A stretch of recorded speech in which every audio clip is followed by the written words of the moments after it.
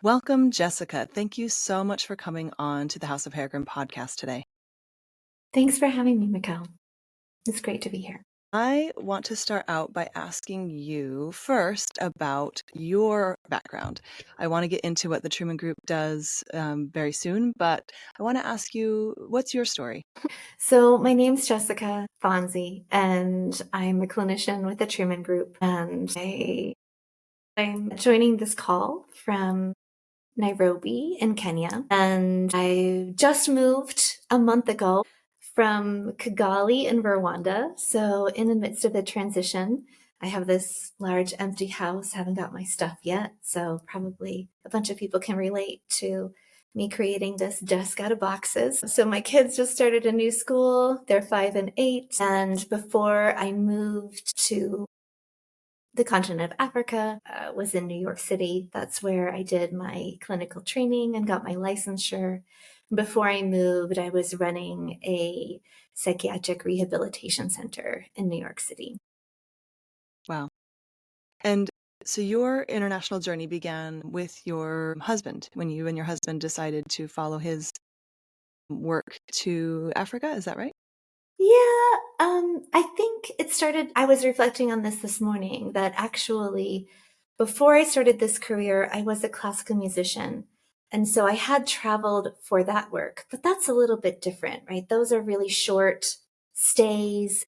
It's a highly scheduled type of thing, and it was mostly in Europe. So just moving abroad, moving to Africa, following I think we weren't even engaged. So following my boyfriend at the time was a real big shift for me. I can imagine. And so you've highlighted already a difference, and actually you are probably so used to hearing this, is traveling is different than moving abroad. Yeah, And very much so so. it sounds like you've experienced both, but in your work you are helping people reconcile with their new reality in sometimes, or the effects of that years later. And so why don't you walk us through what you're seeing there? Yeah, yeah. As you said, it's a real transplantation when we move abroad, or some people get transplanted over and over again. And the reasons for it are diverse, and the effects of it are diverse. The glimmers that we get in these lives that we're creating, and also the struggles. But I would say finding your comfort and community can often be a challenge, especially if you're the person that's not initiating the move. If you're following someone, as was my experience, versus my husband's experience being part of a company or an organization that automatically gives you a structure and community. Yeah. And So is then that I think, yeah. sorry to interrupt you. So is that who when you see people in your work, you're seeing them at these crossroads often, or after these crossroads? Yeah, it's a journey, right? You have that first settling in, and that can be challenging. You have the longing for what you left, and the reasons that you left, and the reasons that you're there. And then these lives are transitory, and our lives are full of change and transition no matter where we are, no matter if we, stayed in the town we were born in and never left, or we travel the world. We experience transitions of life, of death, of loss, and new exciting things, which also bring a lot of change and transition. Yep. What do they say? No matter what's happening, it won't last forever. The good, Yeah. the bad, it won't last forever. Yeah. But what would you say? Is it more that that people have to be aware of these things because it's not the same as what's happening to those around them? So I always say it feels like I'm living a parallel existence to those who grew up I live in Amsterdam. So it's like I feel like I know a lot about Dutch life and a lot about Dutch culture, and a lot, like, I do as much as I can, and I love learning about the culture here, but I'm not Dutch and culturally because I grew up in the US, but also I have different challenges. So Yeah. not only are we from different cultures, but we're living different challenges. So yes, I travel to see my parents all the time. It seems very luxurious. Not all the time, like once a year. But Right. on the other side, I can't visit my parents whenever I need or want to. And so those are the two sides of the coin that I think make it so it's sometimes difficult to confide in people who are around you or relate uh, to the struggles you're having. Right, right. I think that's so insightful. And then we also have that separation from the where we grew up and the people and community there. I think about it like a straddle, where I've got one foot where I am. Oh man, I've got a lot of feet, right? And then the other locations I've been, and then also back home. What is home? But you know, with the friends and family and community back there, and their Yeah, lives keep going. yeah. You're Yeah. both you're moving away from each other in some ways, but what I've discovered in my life is that actually the quality time, there's not as much quantity, but there's a lot more quality time that we get to spend together. Partially because we know it's precious, but also, Yeah. um, yeah, I think you're just more present to the fact that you don't have infinite amount of time with each other. Yeah. So these are existential kind of questions and realizations. And so, do you think that that is more present with people who are living internationally because that's just part of the equation? I think so. It just becomes very stark.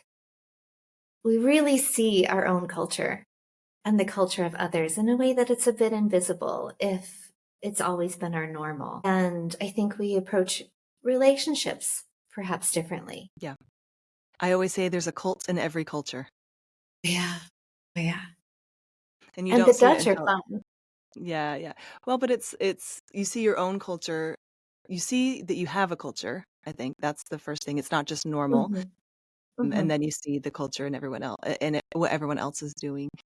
And so, when who are your clients right now? Who are the people that are coming to you?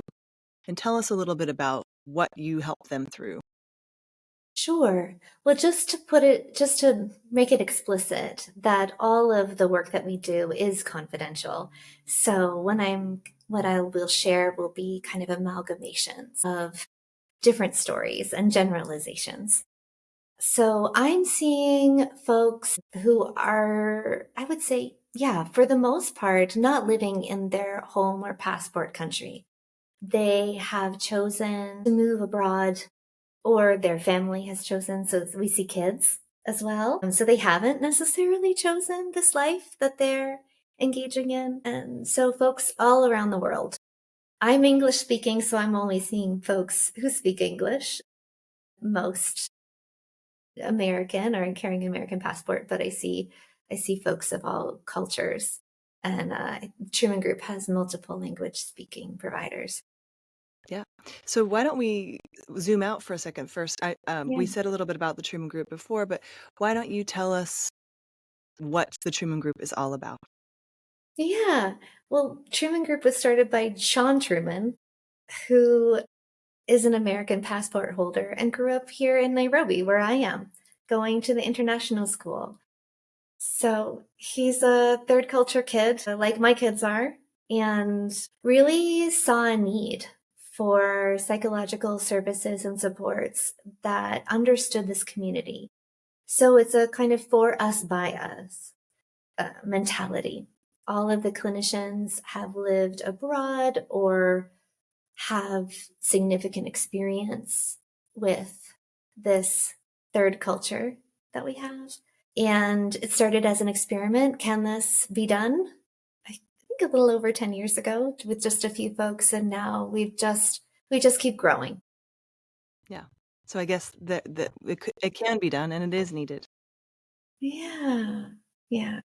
And tell me, when you say third culture, we use this word at House of Peregrine a lot, and I hear people use it all the time. Why don't you tell me how you define that or how you think about that phrase or that title, third culture kid? Yeah. Well, Mikkel, I think we really touched it when you shared that we're in this other culture. You're in Amsterdam. I'm in Nairobi. So I'm I'm interacting with Kenyan culture, and yet I have my own American culture. And then I'm also interspersed with folks who are not in their home culture. So, folks from all over the world who are also moving around, and this traveling mentality creates almost its own culture, I think. I think to me, that's what it refers to. Yeah. And so traveling, I think of myself as like I'm pretty settled. Like we've lived in Amsterdam for 8 years, but I still have more in common with someone from across the world like yourself than I do from the people that I grew up with or even other people who've lived in Amsterdam at the same time. And so I always want to know, is it a worldview? Is it a mentality? Is it a of course it's a huge privilege to be able to move the way we've done, but I always wonder, is it something else? Is it something there's a connective tissue that I always wanna put my finger on. It's, I'm always asking. I ask everybody, so it's a good answer. But the other thing is I always think of I'm like, I'm not a third culture kid. I'm a third culture adult. Right. Right. Yeah. I didn't even know, I barely knew that this kind of life existed when I was growing up. I agree with you, a worldview. I also think there's a lot of experiences that we have that are unique to this lifestyle and a way of supporting each other. I feel like we become each other's safety net, or we can. Yeah. Yeah, well, we have to seek our own safety net and our own, um, yeah, like, culture or people around us.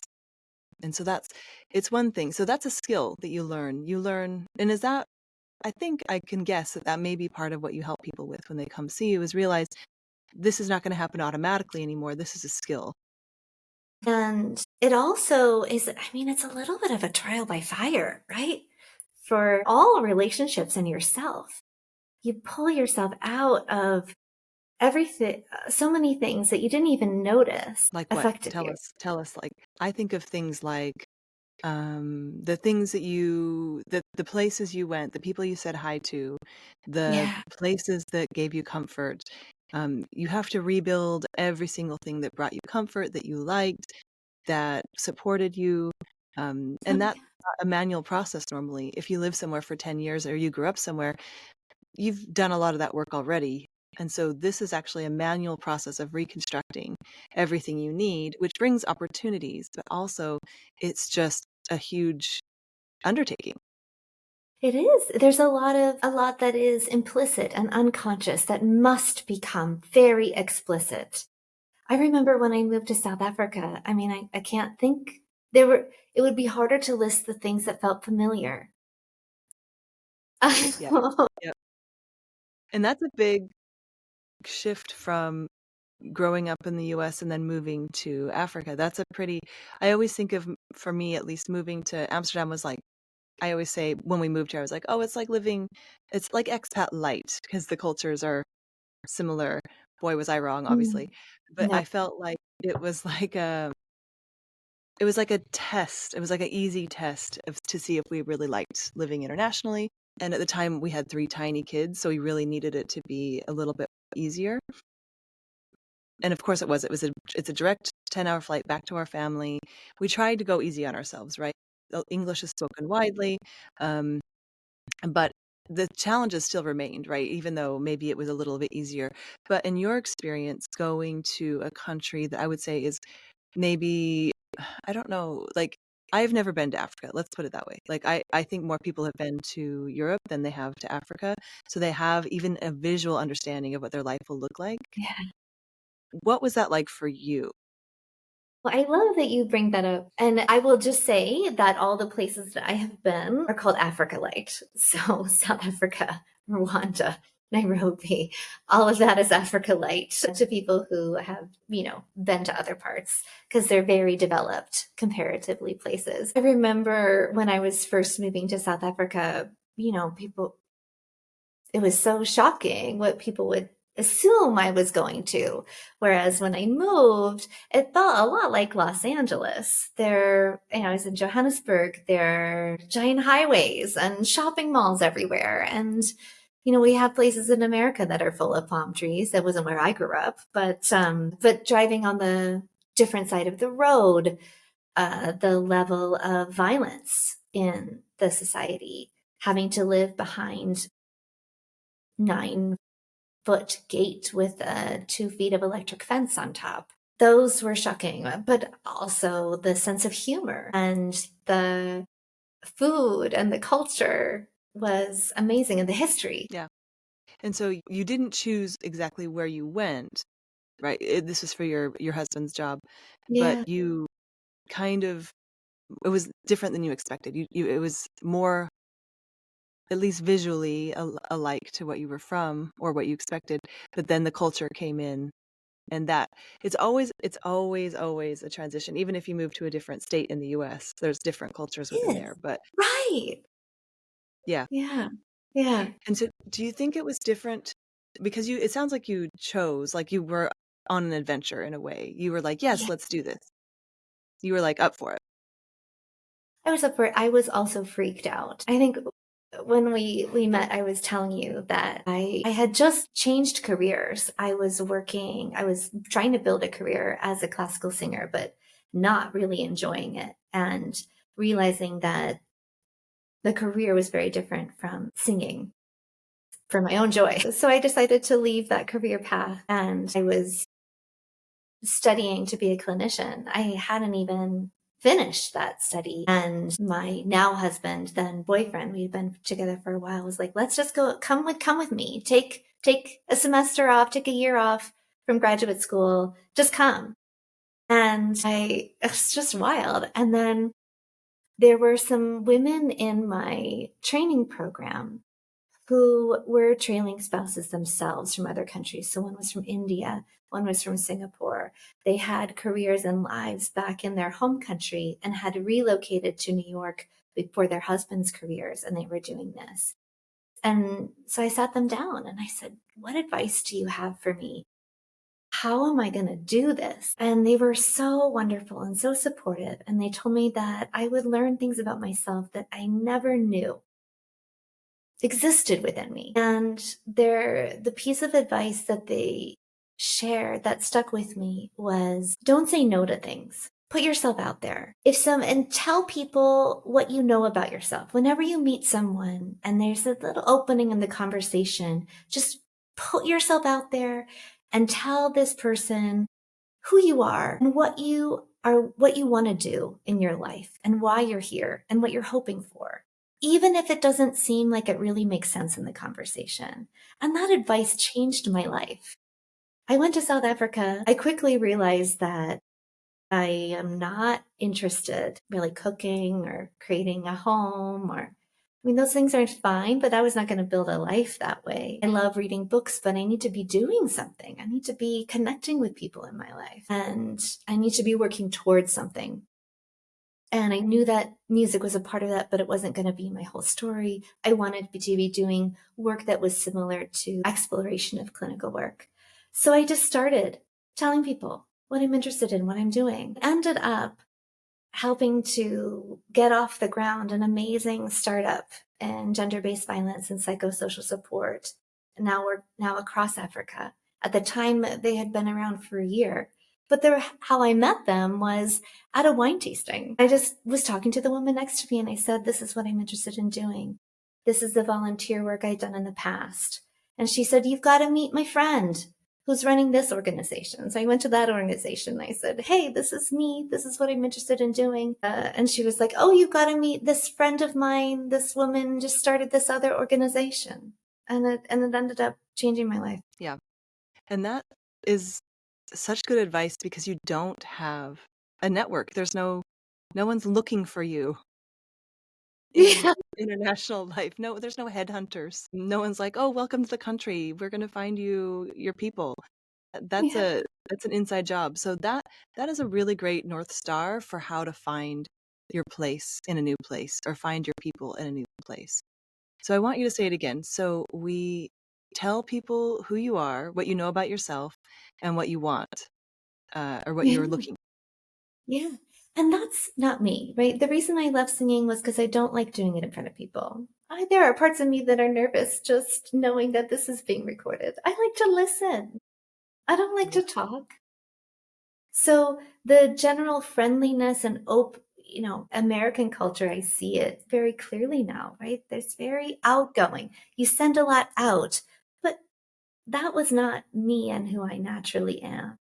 So now that I'm in Nairobi, I'm actually telling myself, like, okay, Jessica, you can be like an American golden retriever. You can just go up to people and just put it out there. Just give them your warmth. Yeah, and that's a once you see it, it's almost hard to do it. I think I think it's been an interesting ride to see your own culture, and then it changes you no matter what. Even if you don't want to, or even if you're not conscious of it, you change. But it's funny that you're now choosing when to bring those things out now that you're seasoned at this. You're like, okay, I have the strength. I can use it to get to know people because that is really what you're doing right now. I mean, you've moved what, a month ago? This is a prime time where we've caught you at the perfect time. And you are solo parenting, you said, because your husband Yeah, travels quite a bit. yeah, yeah. So new school, new community, Yeah. Is this the first time you've done this with kids, or is this multiple times with kids?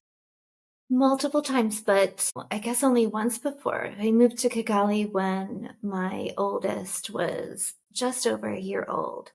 So that's very different. I mean, it had its own challenges, as you know. Little kids are really portable and they have You were needs their and world. exactly. So wherever you go, they're like, okay, I have my snacks. We figure it out. The milk tastes different.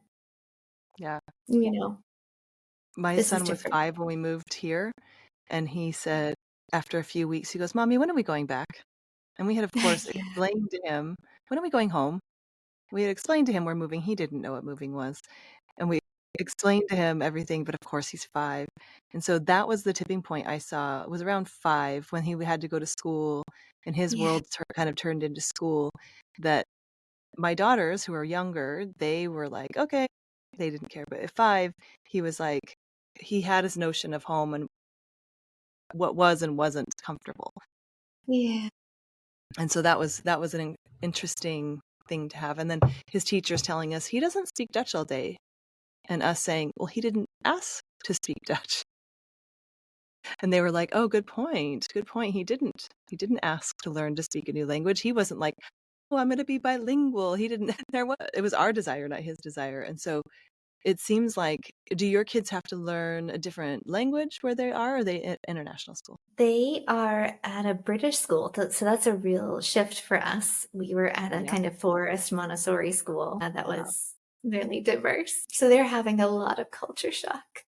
When Yeah. we first moved, we chose schools that, I mean, it's preschool, so we just want them to play and explore.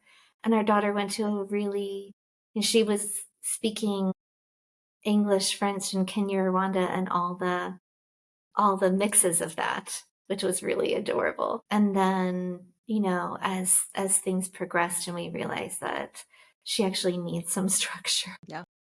in her And learning. you're making those decisions in the vacuum of a move, everything, making these transitions. In some ways, it probably is nice because you could change without too much social impact because you're moving. So those are the times to make larger changes like that, from Montessori to a British school or things like Yeah, that. It's an yeah. easier, in some ways, easier. You don't have to explain to anybody. You just start up in that new thing. Making those decisions for each individual and your family while at the same time doing a move is actually, it's quite a lot. It's several projects at once. Oh, yeah. Oh, yeah. I feel like we're all really great project managers. I mean, the Excel spreadsheets to do the the packing itself is just wild. Yeah, it is wild. It is, and I think it's a skill. And sometimes I think, what would I do with all the time I would have when I'm not trying to translate something? Like, imagine the things I could do.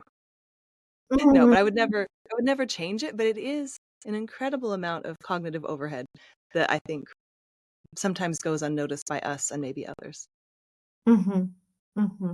Mm-hmm. And I also, I really want to explore how it affects relationships, right? My relationship with my now husband was, I mean, that's a trial by fire. And we do a lot of relationship and counseling work and work with kids and families at the Truman Group. And it's something we see a lot. Yep. And I understand firsthand.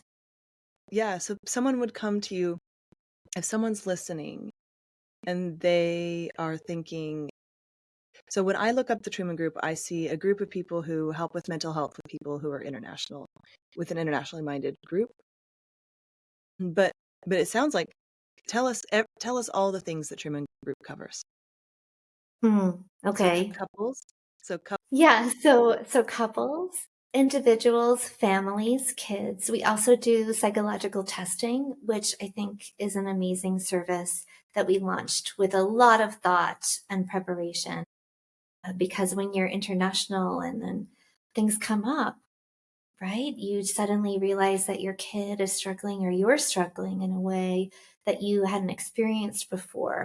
And it's hard to navigate the resources in your country to get an accurate diagnosis and figure out how can I drive this car that I find myself driving, or ride this train I find myself riding. And sometimes, we have the culture that we're living in, the place we're living, they might have wonderful resources, but they might not understand us and the language that we're using and the context that we're navigating.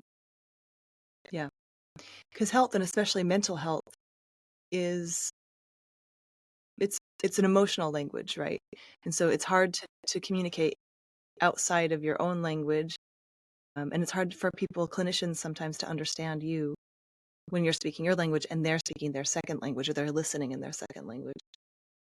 And so it's hard to get through, but also normal things are not always normal. The stress that maybe an international kid would be under from a move, let's say, could be mistaken for something else.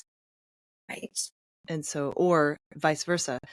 I've seen it a lot happen where it's like, oh, sorry, your kid isn't a native Dutch speaker, so that's why they're having this. And it's like a few years later, you realize, no, they had something going on that they blamed on the language. And so I think this is what you're saying, is the Truman Group is able to maybe better assess these things because they're taking into account the uniqueness of this population. Yeah. Yeah. And The uniqueness asking of us. questions. I say it like I'm not part of it. The uniqueness of us. Right. It's for us, by us, very much so. So I know what it's like for my kids to suddenly to be learning English because they're little, and then also hearing and learning two or three other languages at the same time. Yep. And that may change the way you learn how to spell, especially at first. Or you could have a dyslexic kid that you've missed Right. there. I You've mean, missed a diagnosis. we'll see. Right, right, Yeah. right. But Yeah. but having the assessment done with folks who know this in their own lives and also see it, that's who we're serving. Yeah. That's amazing. And so there's probably patterns and things you guys see over and over again. Of course, every person's an individual, everyone's story's individual, but that pattern recognition as clinicians helps you to maybe take a closer look or to kind of hear things differently, which is important. And what I think I heard you say earlier is people can usually receive services in their mother language, their native language. Is that right? Well, I would have to go back and check the exact number of the clinician. I think we have our team is about, is it 100? I think it's over 100 now. Clinicians. Everybody is licensed to practice in the US, and the Truman Group is really discerning about who joins the team. We want to make sure that the services we're providing are excellent. So they're very rigorous, and growth is secondary to quality and making sure that we're doing right by our folks. So that all that to say, I know that there are Spanish speaking providers on the team. I know that there are other languages, and I can go back and check. Yeah, okay. So it's focused a lot on English speaking, is maybe what I'm hearing you Yeah, saying. Yeah, okay, yeah. cool.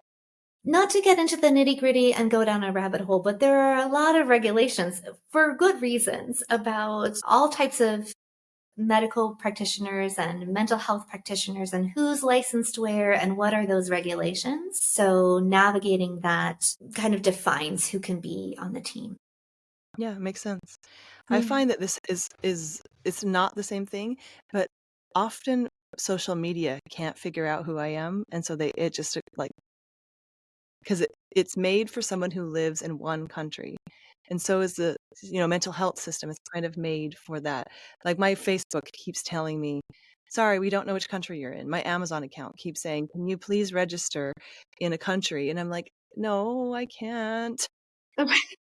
Because I have, 2 lives, and so I feel like Right. this is what you're saying a little bit. The regulations are made for people who live in one country, and that's Yeah. just not how our lives go. Right. Right. Right. So I would say the majority, I think, see, I hate to say things in a black and white way. This is the thing about being a clinician is that Yeah, of course. I'm always looking for the not black and white response. I'm looking for those shades of gray. But everybody on the Truman Group is licensed in the US. They might also be licensed in other countries Mm, yeah, got it. and speak other languages. We have folks from around the world. And so this allows people to have the care they need in English while living abroad, because it's not like you can go you see, I'm an American as well. Even if I went to a therapist virtually in the US, they wouldn't actually know maybe what my life is like. They'd have to ask me a lot of questions. It'd take a long time to find some understanding or some sort of for them to be able to dig in. It would just take a really long time. And then they may Absolutely. never understand, not that they have to understand, but it just really helps to maybe work through things or get to the bottom of something when you have this experience. And so that is what I see the Truman Group doing because there actually isn't a place sometimes. Um, and in my own life, I've seen that with my kids. They go to Dutch school, and so we always have to source outside. If we think something's going on, whether it is or not, just those checks. We can't actually always go through the system here, even though it would be really nice, because they don't know our kids. They don't know what they're doing always. They don't know their challenges, and so that and their strengths. They often don't know their strengths, Yeah. and so that I think it's an incredible thing the Truman Group is doing because it is a really unique use case. And it is sometimes hard to find, especially in, like we just talked about, all the things you're doing in your everyday life. And so I think it's really incredible that this group exists for this cause. And so I want to know if someone's listening, if they are thinking, oh, I need a little bit of support for myself or for my family. I don't quite know what I'm going through. I can't, like, Yeah. I've moved here, I've moved somewhere, and it was great at first, but now I just can't put my finger on something is not right. So anywhere from that to, figuring out how to support themselves, support their kids, to their relationship, which you wanted to go to. Tell me how relationships are affected. I love this subject so much. I cannot tell you. I would love to go down that rabbit hole. Tell me about Yeah. relationships, romantic relationships. Right. Right. Well, for myself, as an independent woman building my life and my career, to suddenly being so reliant on my partner for everything financially, getting around. He had already lived abroad. He'd already lived and worked abroad. So he had so much knowledge and so much experience that he could rely on. I was from New York. I hadn't driven a car in over 10 years. Suddenly I have to learn how to drive a stick shift on the other side of the road with, a frequent threat of carjackings. That was wild. So to suddenly lose your support system, lose your independence, have to do things you've never done before, and maybe a small part of you chose to do them, but you didn't know that it was going to be that hard. It puts a lot of pressure on a relationship. Meanwhile, on his end of things, he's never had someone be so dependent upon him. And yeah, it just really shifts the power dynamics that you might have been used to and the supports that you were used to. And then even if you meet abroad, so say two folks have an international career, how do you choose who goes where? How do you navigate all of the decisions you have to make? That is hard enough as a couple to figure out what to prioritize when, how to communicate with each other, how to navigate and build a life together, and how to grow together and achieve goals. Then you add in a myriad of other constraints and choices that make it very confusing. And we can often fall into patterns that feel helpful in the moment, like emergency crisis management stuff. But then when does the crisis end? And we find a new normal. Yeah. Well, and is that the perspective you give people? So when you see a couple, let's say, is the first step to bring awareness to this power, this change in power balance? I think it's really important. And it's something that we hold really lightly. There's a lot of culture that comes in to power dynamics and finances as well. Yeah. Yeah. And I think, honestly, at least the people I'm surrounded with, they didn't expect that. No. They didn't know what it was like to be on their partner's visa and not have their name on a bank account, or they didn't understand what that might do to their self-worth, to their self-esteem, to their ability to speak up. And I don't think it comes from the other partner. It's a system problem. It's not a couple problem. And so do you turn them towards that? Of course, it probably Yeah. depends on the culture, but turning them towards that instead of towards each other, because it can very easily turn towards each other, especially towards the person who's, yeah, maybe didn't ask for this power. Right, exactly. Right, right. And doesn't know how to solve this problem. So I love what you said about we so often internalize what's happening and we think, oh, there must be something wrong with me. And that has a wonderful evolutionary roots, right? This can be helpful to us in the moment to look inside to try to solve a problem. But so often we take on responsibility and blame that isn't ours. And we come up with explanations that are unconscious.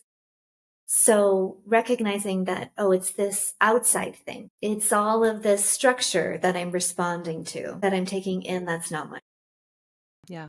Or bringing into my relationship, and my relationship is bouncing off of that structure. Yeah. I really think my partner and I really had to turn towards the structures. It was like we didn't know that the bank wouldn't put my name on the account. You know, you can't know that ahead of time. And suddenly that was a big problem that we couldn't solve, right? It wasn't his fault. It wasn't my fault. We were just in it. This is such a small thing, but it becomes the big things over time because they amplify. And we can talk all day long about visas and how kind of archaic and wrong they are in so many ways, not just this way, but they do have consequences for romantic relationships. Yes. Yes. And then so once you turn them, or maybe bring to their awareness that there is this, because I think people don't, at least in my experience, my friends, they don't realize they're going through something. They don't realize this power shift is causing small little things over time that add up. And especially it's been interesting watching when it's the woman who has a career they're moving for, and then even more they don't realize this power imbalance is causing changes in their relationship that they didn't Yeah. intend and wouldn't have asked for, but that they do need to address to get to where they want to go. And so I Yeah. think the awareness is maybe the first, like, I can imagine you in a session being like, look, guys, it's not you, it's this. So then they're turned towards this. So once they're turned towards this awareness, what is maybe the next step? And I know it's probably cultural. What does that awareness look like in practice? That's a great question. And I'm running through, I think, really orienting towards a shared goal and a shared vision. We so often can forget in the moment what we're working towards. So helping each other come back. And I can only be responsible. One of the hardest things I think about relationships is that paradox of I can only be responsible for myself and how I'm reacting or responding in a moment, and how I'm reacting and responding will have an effect on the people around me. So recognizing that dual stance. So I can only control my actions, but my actions do affect others, no matter what. No matter what, the people close to me will be affected. And I think with that awareness, at least for me, when I have learned about my own privilege or my own power, it does help me to be more conscious of the way I'm wielding it. And Yeah, so I think that that might be a really big unlock for some people, to be like, I'm carrying a much bigger sword than I thought. Does that make sense? right, And so right. for the partner that maybe has a little bit more power because of this move, not because they asked for it, they can move a little bit differently with their partner, and that might start a different dance. And then Yeah, the person who maybe feels more in the down position might be able to say ouch sooner because they aren't feeling as powerful as they maybe once did. And so that shift is really hard. I think it's really hard, no matter who you are in that shift, because especially if you're not aware that this shift is coming, no right. matter how much you try and fight it, it changes. Moving to a new country, I feel like changes. There's a recalibration that happens. Um, Absolutely. and so I think that awareness is just powerful. I love that you bring that up. And that is something I normalize a lot and I remember a lot. So I will often bring in, particularly to bring this awareness, I will bring in that I'm a white bodied person. That's privilege that I hold. I never signed up for it. I never chose it. And it comes with privileges. It doesn't make me a bad person, and I need to be aware. The more I am aware of it and the more I respond and recognize that and be thoughtful about how I'm interacting and the weight that that has and that it will be perceived that it has, even if it's in no way my intention, really just normalizes. We're all on this journey together in a different place. And recognizing where we are in relation to other people is going to be very helpful. And I think there's actually a mourning and acceptance in that. If I tap into the final stage of being able to hold your place in the world within a relationship, within a family, is you have to accept your place in a way. And that within a couple, I think could be really hard if you didn't ask for either of these positions, is to accept it and to make sure you're gentle with yourself, but also just accepting it, and because you can't change it unless you change the entire system, which is I also want to say that, one of the consequences of these dynamics and shifts can be resentment. And I know for myself, when I was experiencing this, I did not know how to hold my resentment and how to allow it to actually be a really powerful part of this journey because it's anger, we think, oh, it's bad, it's got to be bad, we got to get rid of it, that's not helpful. mm. And so I knew that it wouldn't be a good idea to act on the resentment, but it's also not helpful for me to ignore my resentment and shame myself for it. It's saying something really important about what I need and what I'm worth. So say more about that. So what was the shift, and what does it look like that's different? So you don't push it away, you listen to it. Yeah, I And then listened to that what does reason. that look like in practice? Well, it's a journey, Mikkel, that I am still experiencing, right? Listen, Because I don't really. know. I also have these parts of me that are like, I can do so much, right? I'm so capable, right? And so allowing both of these parts of me, the part that's like, I can do so much, right? Let me try on this challenge and see if I can do it. And also the parts of me that are going to get tired and resentful. I need to make decisions and choices as much as possible with both of those parts of me contributing to the decision making and then communicating for them instead of from them. So I could say when I'm effectively communicating, I think, for these parts of me, I could say to my husband, hey, you know, when you're traveling, here are the things that I take on. So when you come back, here's what I need from you in order to not feel resentful about it. I need for you to plan that you're going to take more things off of my plate. Just like I took more things off of your plate so you could do this, I need you to do that for me. So I need you to plan ahead and find time in your schedule and say, okay, here's time and resources that we're going to devote to Jessica now being able to do some things that she wasn't able to do because she took on some of his tasks and she used her resources. So that way I'm effectively advocating for myself instead of maybe what I might have chosen in times in the past of silencing that resentment or that frustration and choosing to continue to overfunction. Yeah. Because that's crisis. That's what I was talking about, crisis response. Like in a crisis, I'm going to just do what I need to do. I need to know when the crisis is over, when the crunch time is over, and then I need to incorporate rest. Yeah. Crisis is not a way of life. No. We don't base our lives on crisis mode. But it's really easy to do that, especially as someone who's the trailing or supporting spouse in a country. The entire system gets built on you overfunctioning and effectively creating additional resources for your partner and in turn the company they work for. Yeah.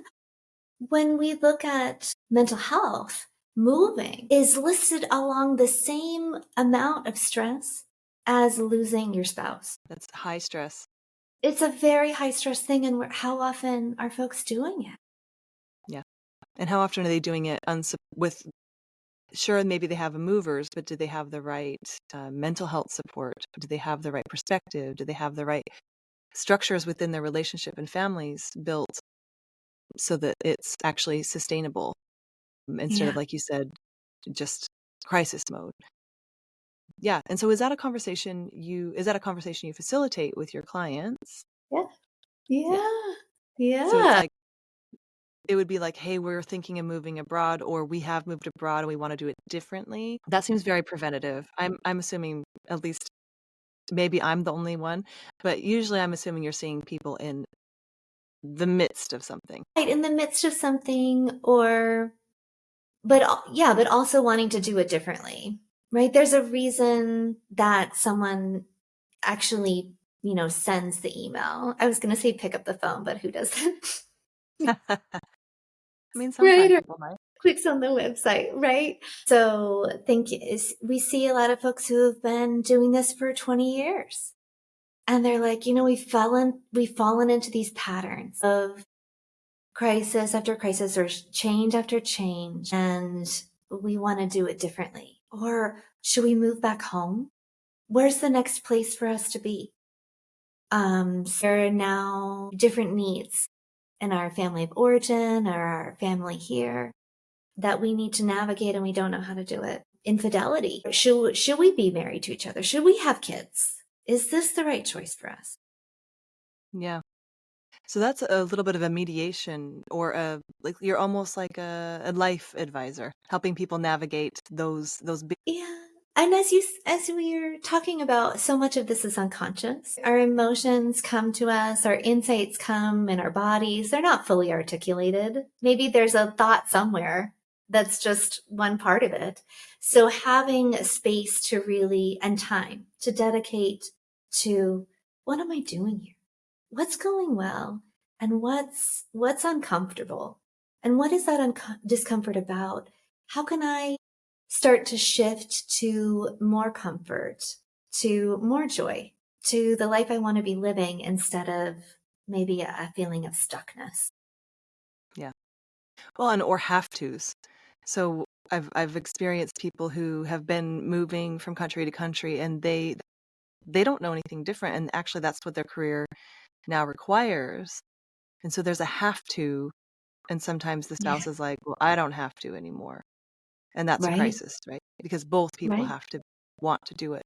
And they don't have to, but healthily. Yeah.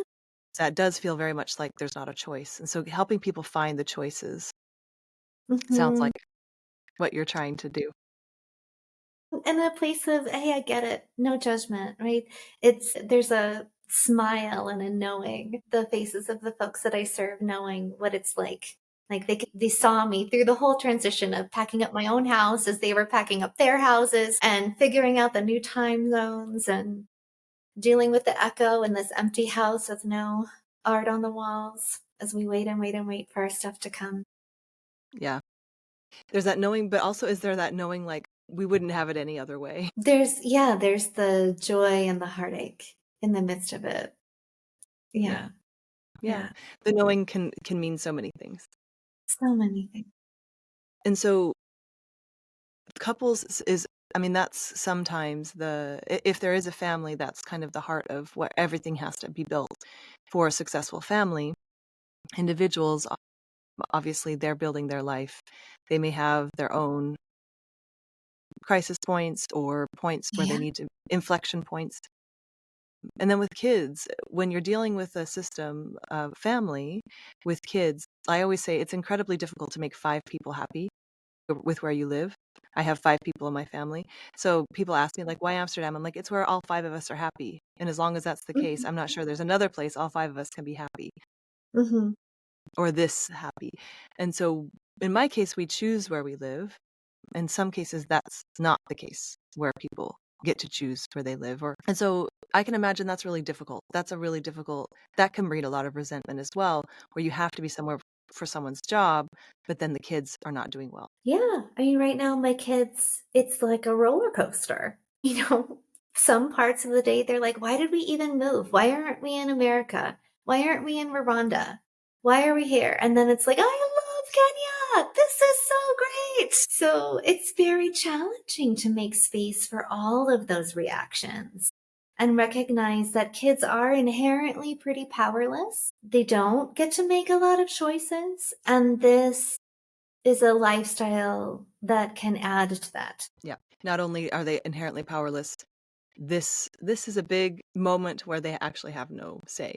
Did you find ways to help them maybe feel like they had a little bit more control over did you help did they look at the houses with you? Do you try and give them that sort of thing, or do you employ something different? It's a real tricky balance because you also don't want the kids to feel responsible for something that they're not necessarily responsible for. Just like we were talking about how I could so easily internalize my right to work or not to work in a country. Unconsciously, kids will absolutely take on responsibility for things that are not their responsibility, ironically. Yeah. They'll believe it's because of them.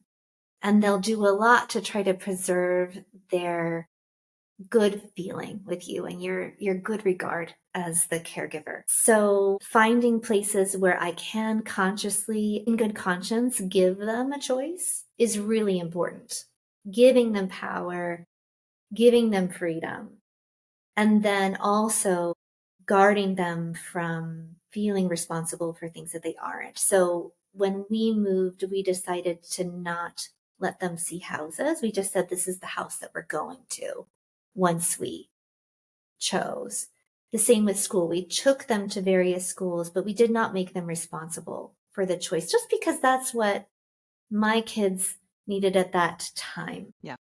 They're little. They're little, right, and that'll shift. But then they get to, they make I think a lot of choices about what they're going to eat and how they're going to spend their time and things like that. Yeah. And I've heard, well, and this is actually interesting because you're navigating this as an international person. So you're doing it for the first time. I always say, my son is now 13. I always say, this is the first time I've had a 13-year-old. Right. So, but also, I have no idea what we're doing. 'Cause we just did this middle bar school, which is a very Dutch thing where they choose their own school. And so I was like, Okay. this is the first time I've done Dutch school selection and the first time I've had a 13-year-old. So let's do this together. But I think my Right. relationship with my kids is a bit different than it would be if I was living where I grew up. So I have to be a little bit more, or at least I feel like I have to be, it's to my advantage to be a little bit more candid with them instead of them internalizing that like everything is out of control or everything Right. is, it's like, nope, this is expected. This is part of what Right. life we live. But it just means we have to learn things, and so it's like Hmm. we could live in the States and I would know a lot more, but then we wouldn't be able to do this. And so this is part Right. of it is mommy has to learn a lot. And sometimes I don't know the Right. answer. So we have to ask a lot of questions. And sometimes you have to translate things for me. And we try and make it fun. We try and make it them Right. powerful and in all the right ways. But every one of us, this is the first time you've had an 8-year-old or a 5-year-old. And so I think that that's part of I think it's part of at least it was part from me of actually a little bit of the sadness of it is that it was going to change my relationship with my kids. And it's really beautiful, but I had to let go of knowing everything and being Yeah. able to protect them from everything. Not that I could do that anyway, but there's some weird comfort we have in being in our own culture that we can protect them from something. So I Right. had to really grapple with that when they were little. And now I find it very beautiful, but it was a journey. It's a journey. And I think there's so much about repetition and just making space for things. Kids need to repeat things so many times. And each time it's going to be a little different. And that can be maddening when we're just trying to manage so much stuff. And we're feeling uncomfortable and we're trying to navigate all of this. And we're second guessing ourselves in the middle of the night Yep. Why is to it always the then, middle of the night? I don't know. I know, right, right. So making space for them to talk about it. And, if I had never left the hometown, my kids wouldn't encounter newness and they wouldn't encounter grief and loss as much as they do here and transitions. So, we just did this big move. We have family back in the States that we visit once a year.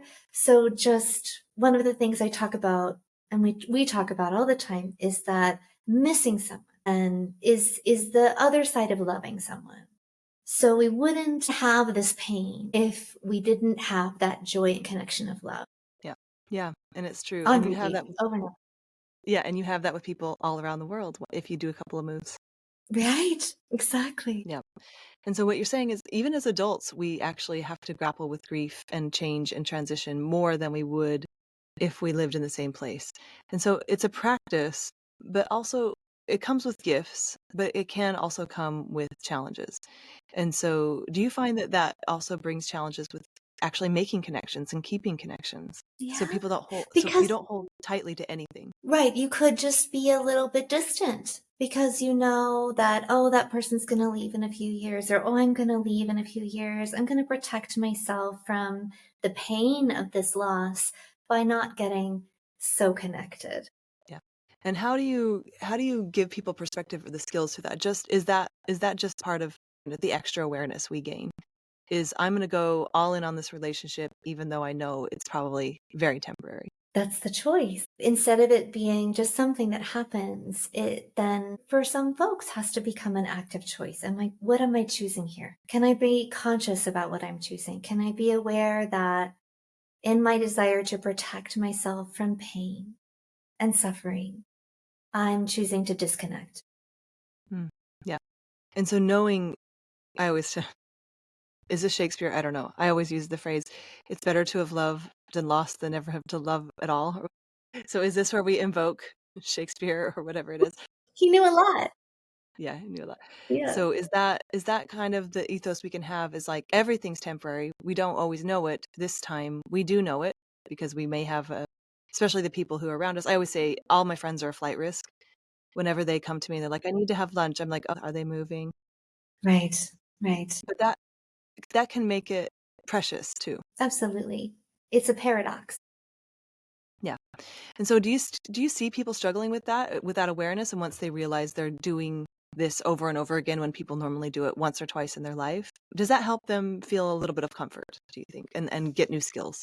Yeah, right. That actually we didn't realize. I didn't realize I was driving in this gear. I use a lot of car metaphors. I realize this is ironic as someone who does not like to drive.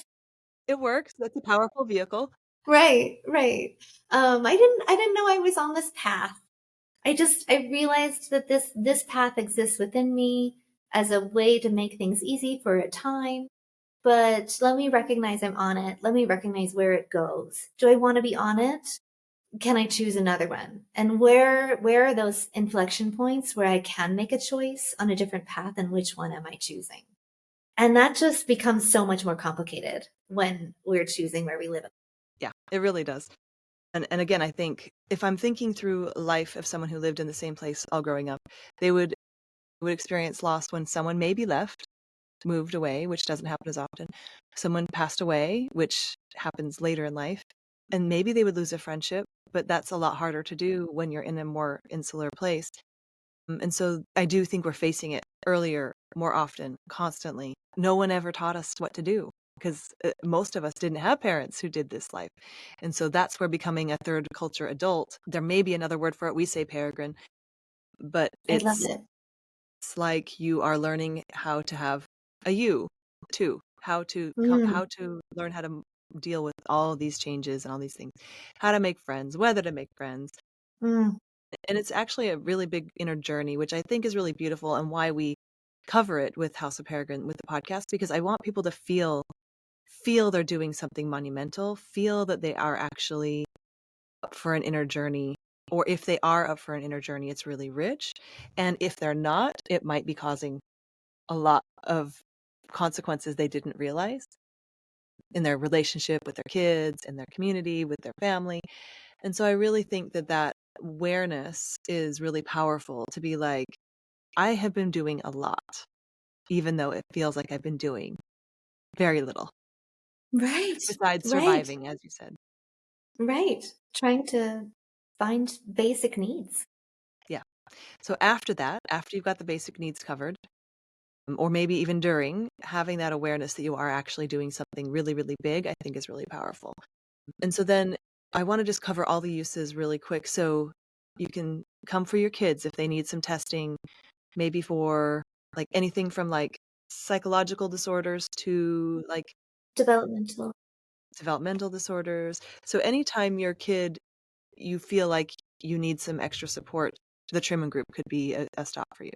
We also provide family and individual counseling to kids, and we try to get really creative about it. We really try to we individualize our services. We don't try to, we do it. So it's a very personalized experience. As soon as you connect with the Truman Group, one of our senior clinicians will meet with you, hear what's going on, hear where you are, where you want to be, and we'll try to figure out whether we can be helpful. And if we can't be helpful, whether we know in our network someplace, somebody that could be helpful to you. And we'll let you know that no matter what, you're not alone. And then we have all sorts of ways of figuring out where people are and if we can help. Yeah. And you match people with the right clinician based on what their goals are and what their needs are. Language, country, Time circumstance, zone. time Yeah, zones. And it's all online, right? Everything is online. Do I have that right? everything's online. Yep. Yeah, cool.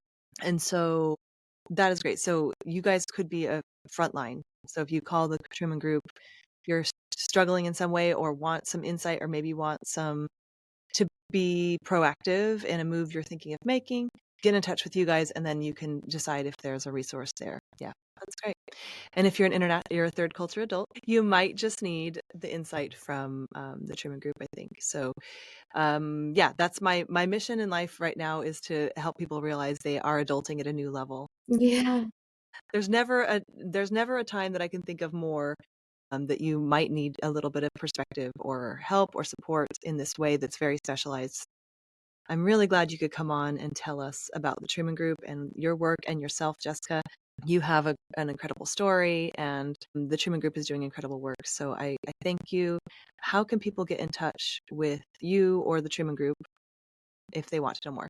Sure. Well, they can check out our website or send an email to the Truman Group or to myself. I'm Jay Fonzi at the Truman Group, and you can also find me on the website.